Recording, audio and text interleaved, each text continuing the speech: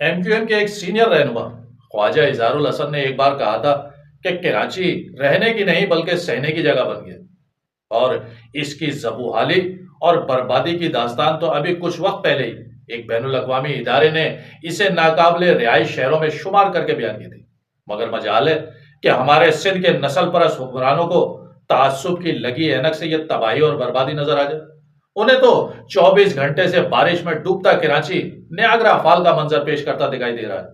ویسے اگر بے غیرتی اور ڈھٹائی میں نوبل پرائز دیا جاتا تو مجھے یقین ہے کہ پیپلز پارٹی سے یہ ایوارڈ کوئی چھین نہیں سکتا تھا، کیونکہ یہ ڈھٹائی میں بھی باکمال ہے اور بے غیرتی میں بھی لاجواب ہے۔ کراچی والے بیچارے کسی بھی قدرتی آفت کے وقت امداد سے زیادہ ان ایکسکیوزز کا سامنا کرتے ہیں کہ کراچی کے پاس وسائل نہیں ہے،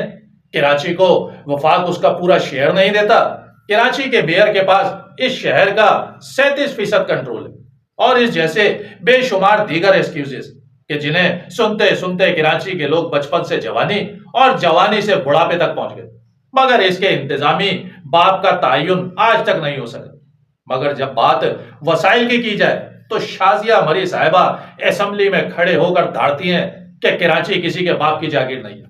حالانکہ کراچی والے تو اس دعوے سے بہت پہلے ہی دستبردار ہو چکے تھے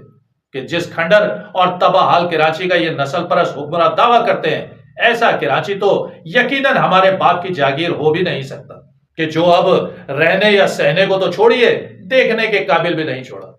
ہر طرف ابلتے گٹر، ٹوٹی سڑکیں، کھلے مین ہول، لٹتا پٹتا مرتا کراچی شام کو زندہ گھر پہنچ جانے کو ہی اپنی زندگی سمجھ بیٹھا ہے۔